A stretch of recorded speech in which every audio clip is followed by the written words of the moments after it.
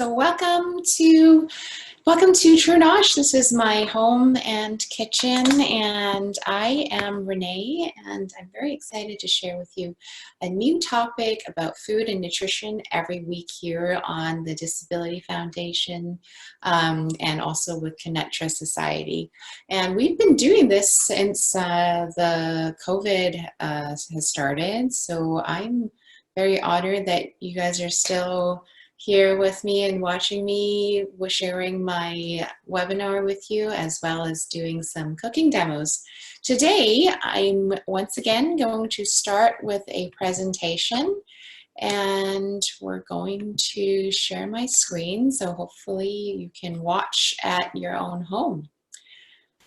Our topic today is IBS and nutrition. So IBS means inflammatory bowel syndrome, and it's very common nowadays, actually. So I want to make sure that people understand what it is and how we can manage symptoms and who's at risk to have IBS, okay?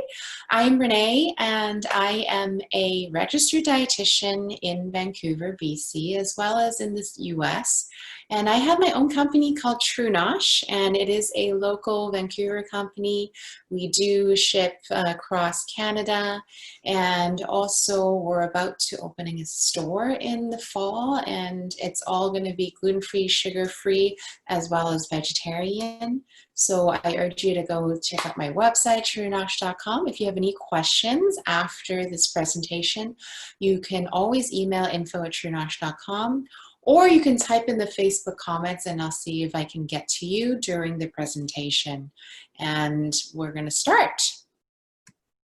So why? I talked about why it's important, because it is quite common, and it is a disorder that affects the large intestine. So it's a lot of times people don't understand what precisely causes IBS, but some factors can include the following, all right? So our muscles contract in the intestines, and their walls of the intestines are lined with muscles, and they help the food go from one place when you swallow it all the way down your intestinal tract and your GI tract. But sometimes these contractions are stronger and last longer than normal, and when it does, it causes symptoms like bloating and diarrhea.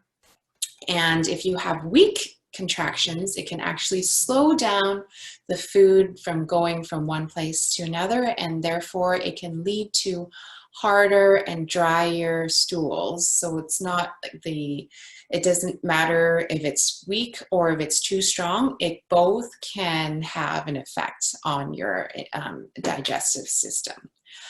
The nervous system is also a factor. So when you think about it, abnormalities in your nerves and your GI system can cause discomfort when your abdomen stretches because of the gas or your stool.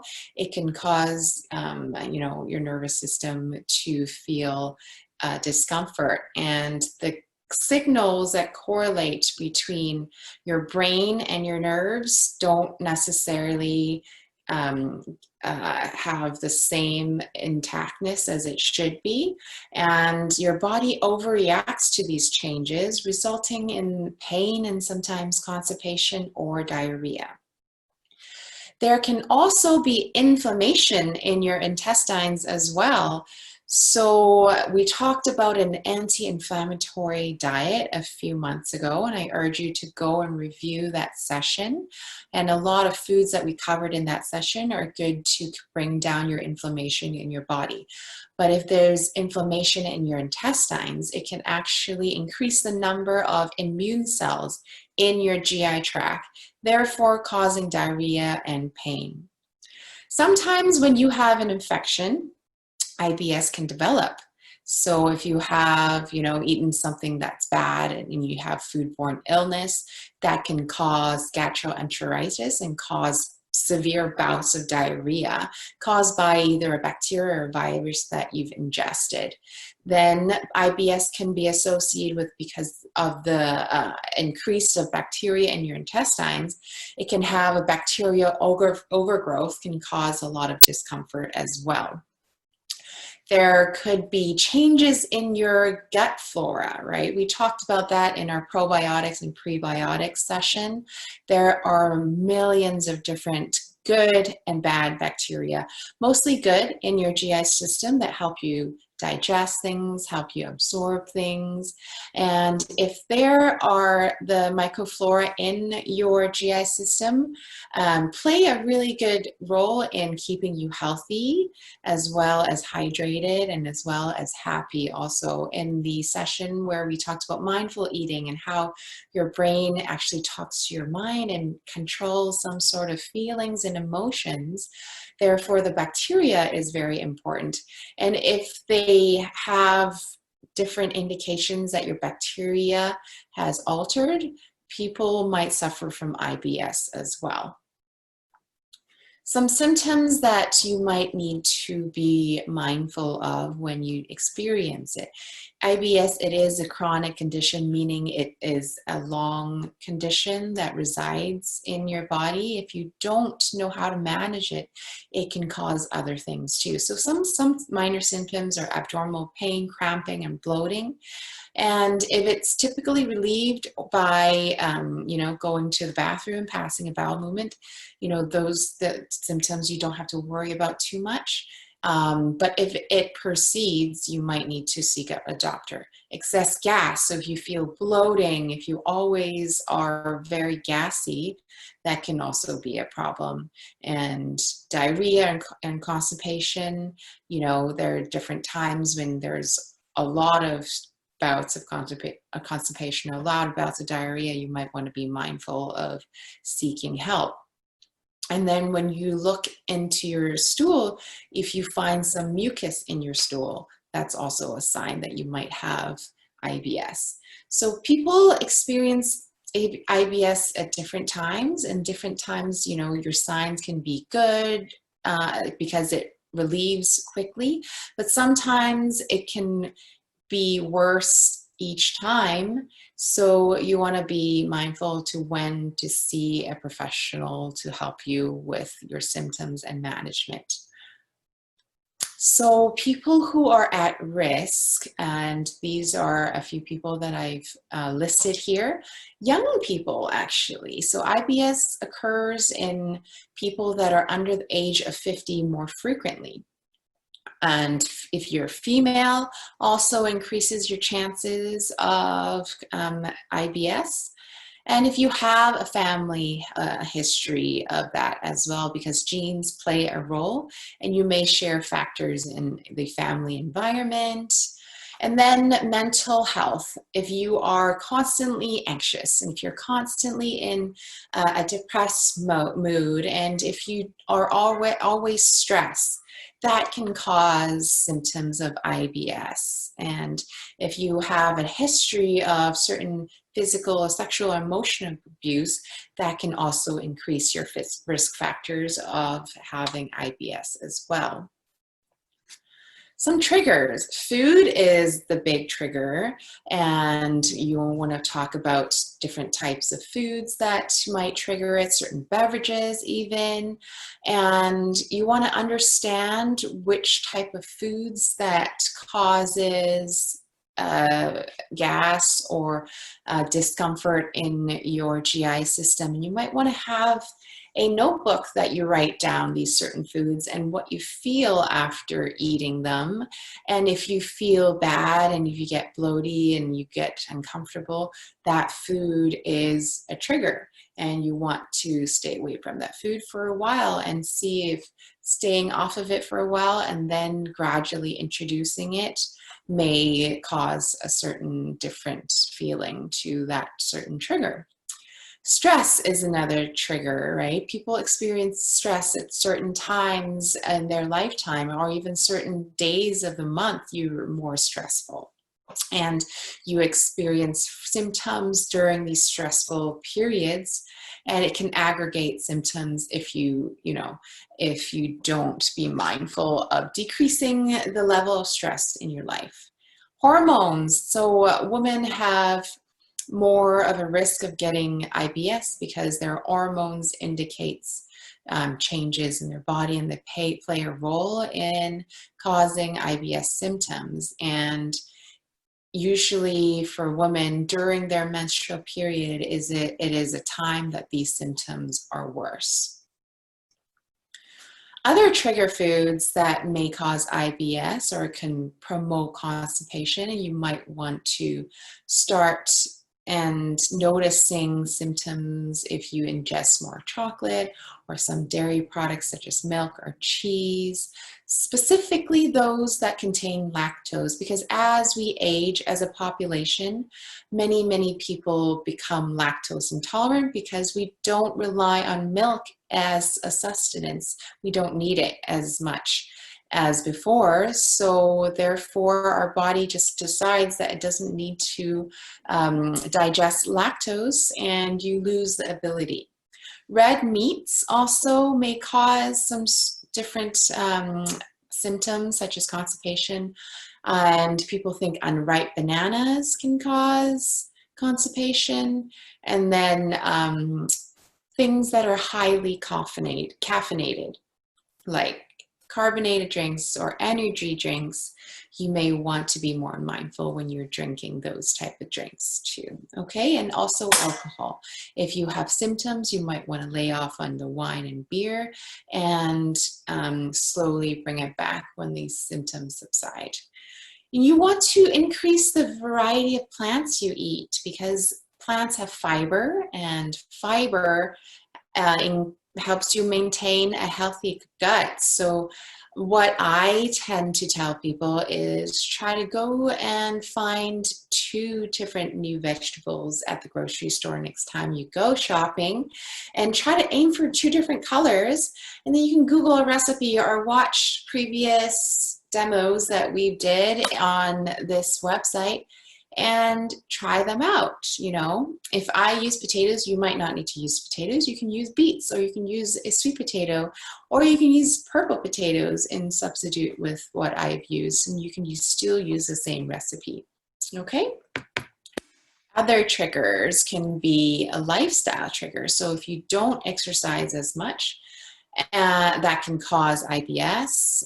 So a sedentary lifestyle, because your food doesn't move through your system as quickly, and you can't digest as quickly as you normally can if you suddenly have changed your lifestyle with being very active to not active. If you're eating under stress a lot, so some people eat at their desk while they work, that's stressful in my opinion, and it's not exactly the best for your GI system. And if you like very hot foods, I'm talking about like temperature wise, and very cold foods, and these are quite extreme temperatures, that can also be a trigger too. So you can be mindful of not eating super hot foods or super cold foods, and that can reduce some of your trigger symptoms. Eating a balanced diet, we talk about this almost every time I'm on here. Every Tuesday I try to encourage you to take on some balanced diet ideas. We talked about different omega-3s and different fruits and vegetables and different whole grains that you can use at home. And when you're drinking, so try to avoid foods that dehydrate your body. We talked about caffeine, alcohol, and energy drinks, because these drinks can dehydrate your body, causing you to go to the bathroom more frequently, or even diarrhea. And if you always have diarrhea, you can actually increase stress in your body and causes anxiety more often. And then it can just come on as a loop, and you'll never get rid of the symptoms if you don't try to be more mindful when you're drinking and eating. Some medications, and you should definitely discuss medications with your doctor that might trigger symptoms such as bloating, diarrhea, or constipation. And you want to understand what medications can cause certain different symptoms that can trigger IBS as well. Management. So people tend to manage it with diet, a change of lifestyle, and also managing their stress levels. But severe symptoms can be treated with medication as well as counseling. And I don't want to leave out that as an important, and putting it last. Counseling is a very important tool. If you have a therapist that you talk to, if you have a family member that you can actually, empty your bucket with, that's very important to just de-stress. Preventing is the key. So if you want to start preventing IBS, you may want to seek out a counselor that you talk to every so often and can help you change your response to stress. Psychotherapy is also a good tool. A lot of people have insurance that includes that in their package, and why not seek out someone that they can talk to? Biofeedback, there's something that you can seek out, and it can help you sort of unlock the neurons in your brain to help you understand certain changes can be good, and it can be helpful when you are depressed and can actually bring your mood back in check, right? And exercises that can be relaxing, right? So stretching, and you can start by tightening your muscles and then slowly letting go of tension. That can also be a practice of releasing stress. And you can, talk to a physical therapist, or talk to a personal trainer, or even talk to a yoga instructor to see what ideas that they can give you to release your muscle tension. Mindfulness is very important. We had a whole session talking about different types of things that you can think of when you're bored, because sometimes you feel hungry but you're actually not, and you don't allow yourself to process that you're just bored or you're just thirsty, and you go to the fridge and get some sort of food anyways. Okay, so minimizing distractions when you're eating can also help you focus. Being in the moment when you're eating and really enjoying the foods that you prepared for yourself or someone else had to prepare for you. And it's important to be mindful, and you have to train yourself also to do that. Training yourself to chew longer and to start the digestion process in your mouth is super important. And it is difficult because the society that we live in today doesn't exactly condone that, and makes you feel like you don't have time to do anything. But it's actually not true, and you really need to take care of yourself and understand chewing and focusing on your food is very important.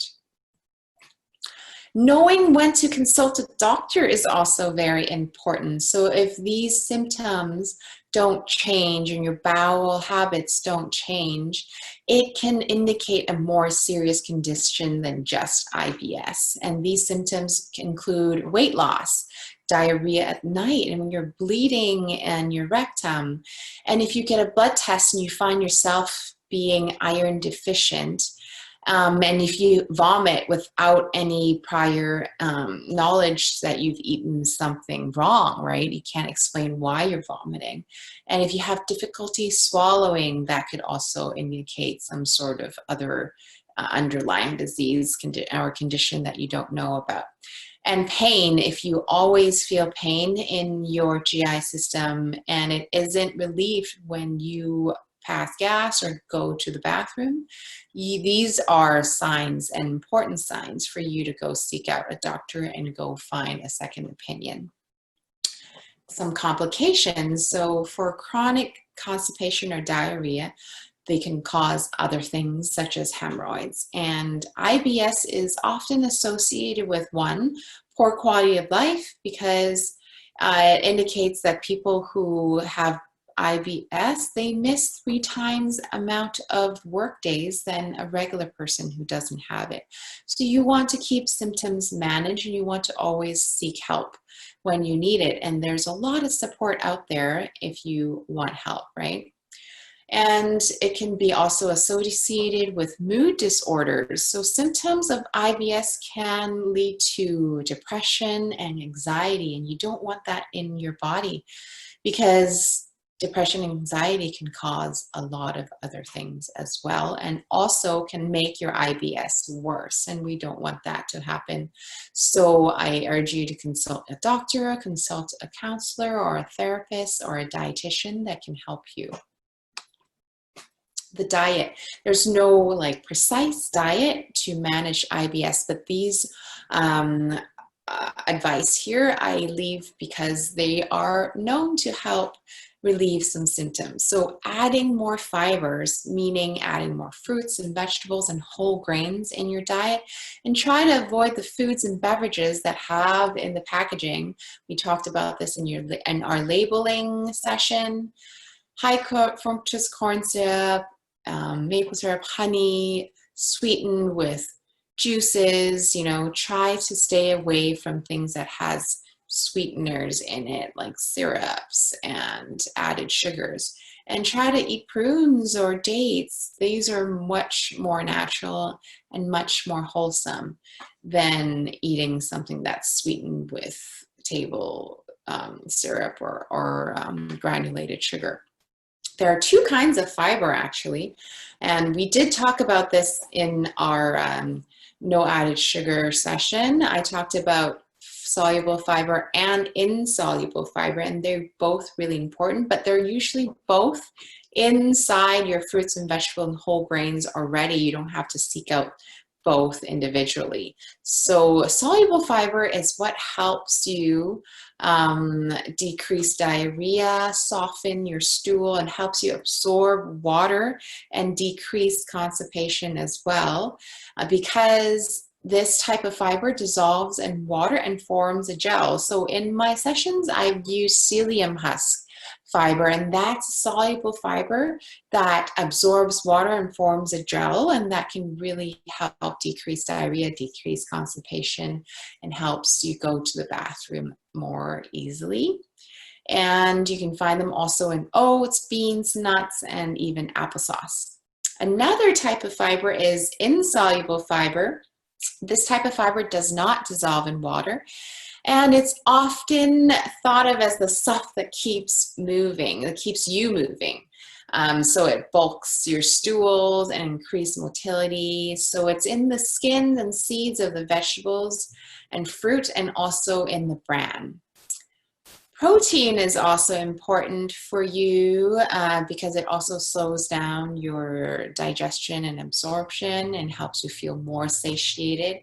And you want to have about 0.8 grams per kilogram of body weight of protein, which equates to about 40 to 45 grams of protein per day. Increased fluid also. You also want to always choose water. And if water is not available, then you want to see what other things that you can choose, like herbal teas and, carbonated water. And those things are much better for you than going to drink the sweetened fruit juice or the soft drink, right?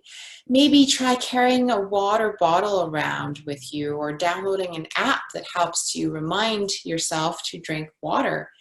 And then when you're eating, always have some water next to you so you remind yourself in between bites or between each meal or snack, have some water. Some good foods here. We talked about healthy fats and the food with a higher concentration of omega-3 fatty acids, including fish, fish that has fats that are omega-3s are like salmon, mackerel, anchovies. And if you are plant-based, foods like flaxseeds, chia seeds, and hemp seeds also have omega-3 fatty acids in it as well. Whole grains. They're also high in fiber, but they're also high in other nutrients such as B vitamins, which include thiamine, niacin, and riboflavin, and pantothenic acid. This also reduces heart disease, cancer, and premature death. So why not go with the whole grains instead of pure white rice or regular pasta? You want to go for the whole wheat pasta or the whole grain pasta. Instead of white rice, choose brown rice.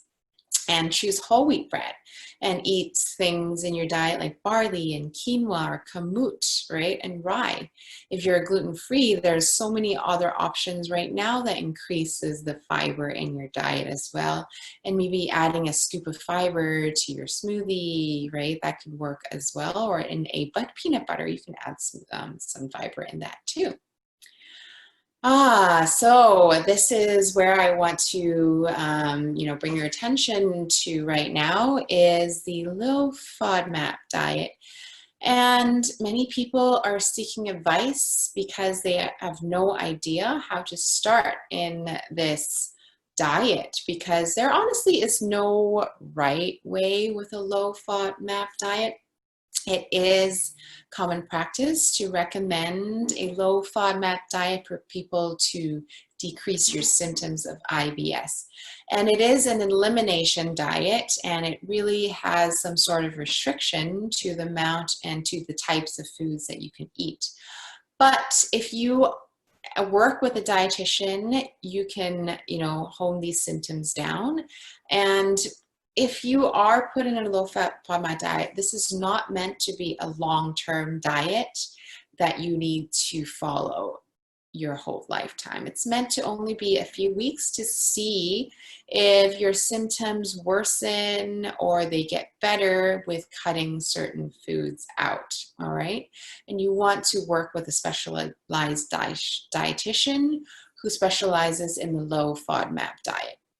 And if you work with them for a few weeks, and no symptoms have been relieved, then that is not the diet for you, and you won't want to keep that diet in your routine. But this diet has been shown to improve symptoms of approximately 50 to 75% of clients, but it has to be under supervision of a dietitian, and you have to have support, because it is a restricted diet. So as I said, it's meant to be short-term, 2 to 6 weeks only, and you want to understand which foods have fermentable carbohydrates, okay? And there's quite a lot of foods that have that. Usually it's like the simple carbs, but even sometimes complex carbs have fermentable carbohydrates out as well. And this is what the fermentable carbohydrates usually pull water into the intestines, your bowels, and can cause bloating and distension and cause discomfort. And then a change of that fermentable carbohydrates in your diet can alleviate some of your pain and some of your discomfort. But it's important to know that the foods that in the low FODMAP diet is not often unhealthy, and it's often not exactly healthy either. So it really depends on the food that you choose to eliminate, and you will have to work with a dietitian in that. Okay. And then eliminating, FODMAPs for symptom control. So if you realize that cutting out fermentable carbohydrates is something that helps you control your symptoms, you can stay on that diet for a few weeks at a time and come out of it by slowly, gradually, and strategically introducing foods that you've previously cut out in the low FODMAP diet period of time, to see which types of food causes your symptoms. And not all of the foods that you eliminate cause symptoms, right? So you want to have a journal that really helps you understand which food cause certain symptoms and which foods don't. If the symptoms do cause symptoms, then you actually want to eliminate that from your diet for a longer amount of time. If the symptoms subside and you think that it's a certain food, but it's not, then the journal really helps you understand what that is. The goal long-term is actually to have the most liberal diet. So while controlling your symptoms is the best way to do it, but your dietitian can act as a coordinator and can advocate your care. So you really want to work, closely with your dietitian to help you understand which foods cause symptoms and which foods don't, and when to add these foods back into your diet. Physical activity is so important to include in your daily life as well. So it's still nice out. You can go for a walk after meals. You can go cycling. You can go and take up a water bottle when you are going for the walk and add some weights, because we learned about that in our protein and lean body mass session, that you need a little bit of weights to maintain your lean body mass and your bone density, so you don't lose your bone density, and therefore you will decrease your chances of getting osteoporosis. But physical activity is also very important to manage stress, because stress is also known to be related to IBS, which is our topic today. So physical activity actually release some serotonin factors, can make you happier if you do some exercise every so often, meaning like every other day for half an hour is good enough. And if you want to do more, even better, right? Because building muscles also protects against obesity. Muscles promote insulin sensitivity, therefore decreases your chances of getting diabetes. And it promotes circulation, and you need oxygen throughout your body to do things like, you know, picking up the trash or going to the bathroom or going to work. These are very important to keep your quality of life high. Muscles play also an important role of preventing chronic diseases, especially as we age. Supplements. So if you are interested in certain remedies such as probiotics for IBS symptoms, that's fine, as long as you understand that naturally doesn't mean it's always safe, because supplements aren't regulated by the FDA, and it doesn't approve the safety and effectiveness of what they actually claim on the bottle. And a way to understand and to confirm the safety and effectiveness of the supplements and drugs, you can visit the Natural Medicines Comprehensive Database, and they might have the type of probiotic that you're interested in, and you can find out more information about that. Okay? Choosing your health, this is always what I like to end on, because it's important for you to maintain your health and also your emotional status as well as your physical state too, right? Quitting smoking, because smoking is a risk factor for many chronic diseases. Increasing physical activity, we talked about how it stimulates your blood flow, and it also decreases your stress and makes you a little bit happier. So why not? Keeping a healthy weight. So being overweight or obese actually negative impacts a lot of things, including the blood flow. So you need blood flow to your intestines to increase your digestion and help you absorb the nutrients in your foods. And being overweight or obese doesn't help you with that, right? Following a healthy diet, we talked about whole fruits and vegetables and whole grains are super important to add fiber to your diet, to improve circulation also, and to feed your gut microflora, and that's also very important too. Staying hydrated, choose water. You know, you don't want to be dehydrated. It can cause a lot of damage if you're dehydrated, right? So it can cause like constipation, and it can actually damage your endothelial cells and increase inflammation, and you don't want that to happen. And things that you want to do to help you manage your stress levels. We talked about yoga, or, you know, taking up a meditation course online, or read a book that can help you calm down. Even gardening and spending time in nature, go for a hike, walk around the block, take in some fresh air. Super important to manage your stress. And talking to a counselor if you need to, it's there for you. Managing health, again, it's not just one pill or one food and one nutrient, or even one lab result or one type of exercise. Balancing your diet and exercise routines and being mindful when you're eating are very important to keep in mind as well. An overall lifestyle will make the biggest difference to your health. And reading your labels when you go shopping. Make sure you're not hungry when you're grocery shopping, and something that has labeled low fat in the front of the label might not be entirely healthy. You always want to turn the package and look at the behind labeling and also the ingredients, because something that's labeled low fat can contain other refined carbohydrates and have sugar and a lot of sodium in there. So Health Canada has a great website to help you understand reading labels. And if you also want to look back in our previous sessions, we also have a labeling session, and you want to understand how to read food labels, just go to that session. Prevention is key.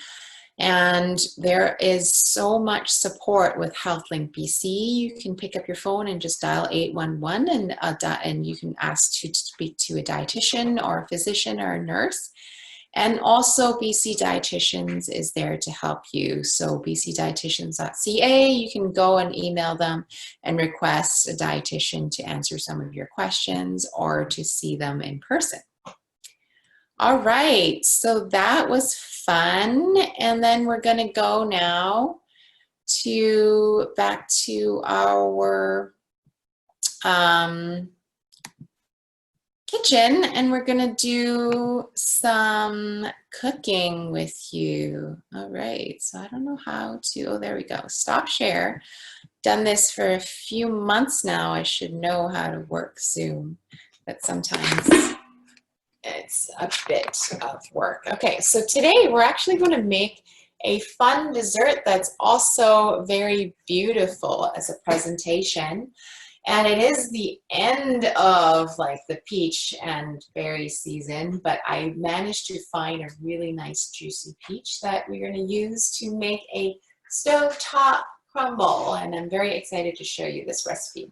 So what you need is a peach and some things to like decorate your peach cobbler or crumble with. I'm going to move this so you guys can see what I'm doing.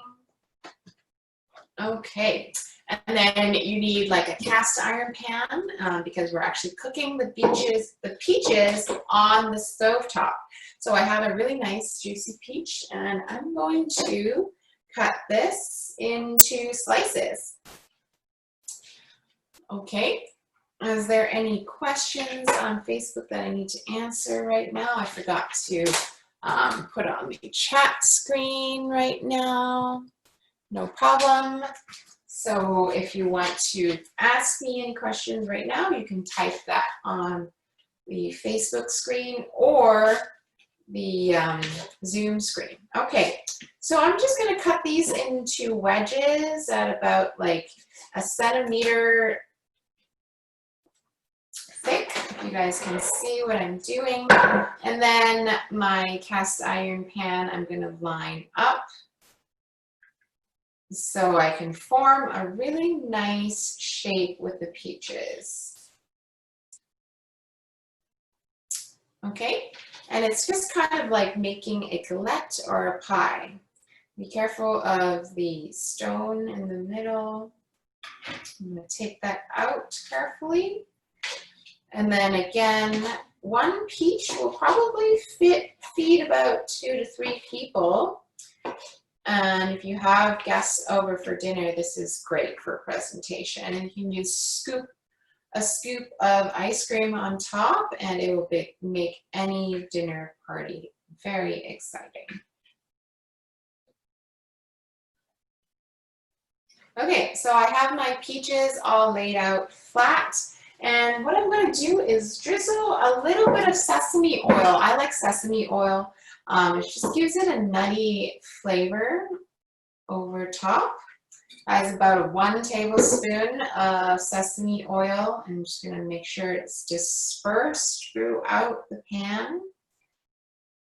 Okay, I'm going to put it on the stove top. I'm going to turn that on to medium, and then we're going to wait till the peach is cooked.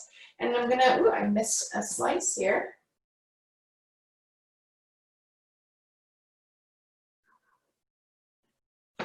And you can also, what we've done before, we taught a really good banana pancake recipe. You don't need any flour. You can also pour that batter on top of here and make a peach pancake. But today we're just going to do a peach crumble, a stovetop peach crumble that you can whip up in no time after a nice dinner meeting.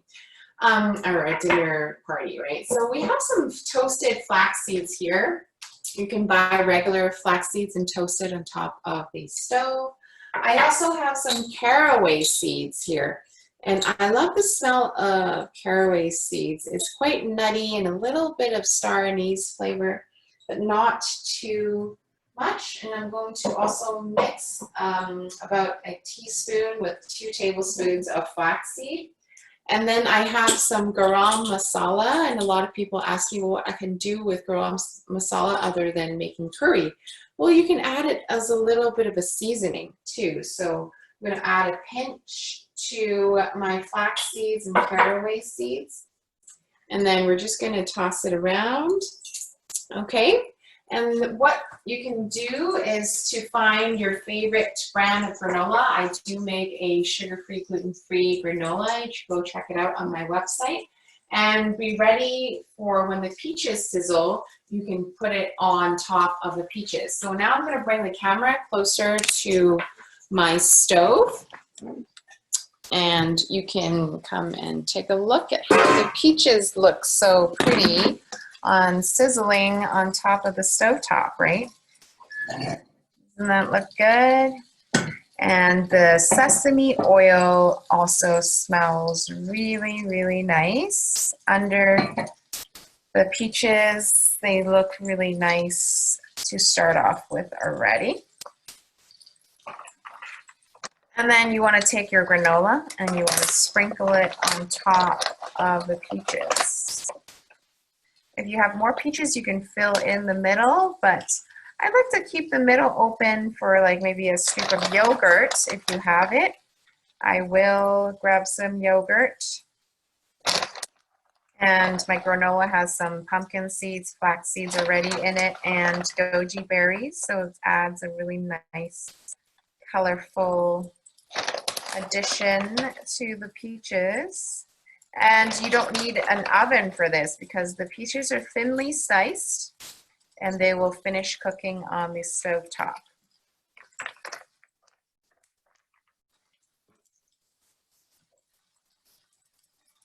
And then our seed concoction. So this has caraway seeds, toasted flax seeds, and a pinch of garam masala just for flavoring.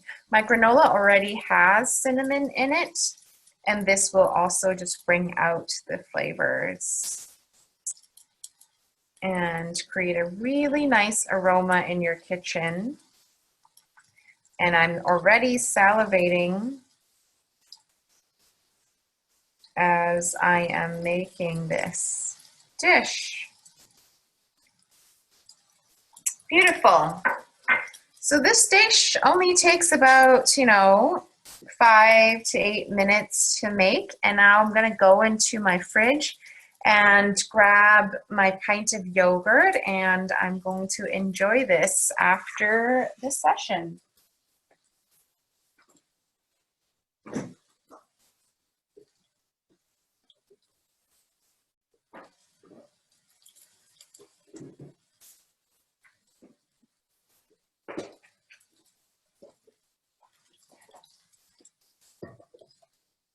And for your yogurt, this one is a vegetarian or vegan yogurt, and it's made with coconut milk. But you always want to make sure you look at the panel and see if there's any added sugars, because a lot of times yogurt is considered a healthy food, but then manufacturers add sugar in it too.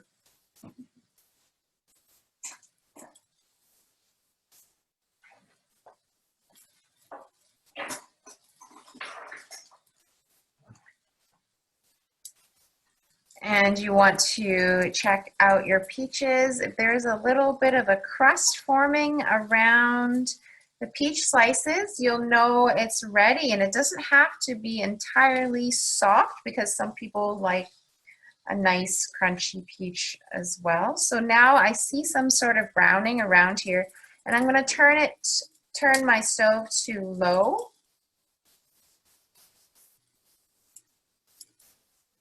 And then basically, as it simmers, we're going to garnish it with a little bit of mint. So I grow some mint in my garden, and you can just pluck some before you cut your peaches. And this really elevates your stovetop crumble quite a lot. So Adam, is there anything on Facebook? Anybody asking any questions that I need to answer right now? Not that I see right now. Okay. Great. So those of you who don't want to ask any questions now can email me info@True Nosh, and I'm going to add the rest of the toasted seeds in the middle, so then my yogurt has a place to sit. I'm going to turn off the heat because the peaches are smelling great.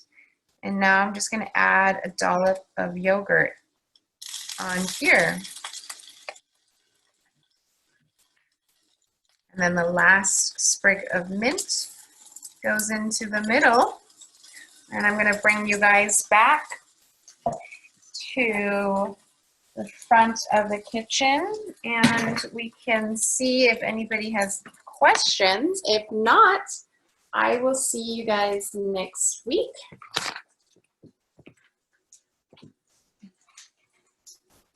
And be careful when you're taking that guy off the stove. It is going to be hot. So grab your oven mitt and have a nice pot holder. And ta-da! There is your stovetop crumble. So that's all for me. And if you guys want to try this at home, you see that it took no time and we are ready to eat.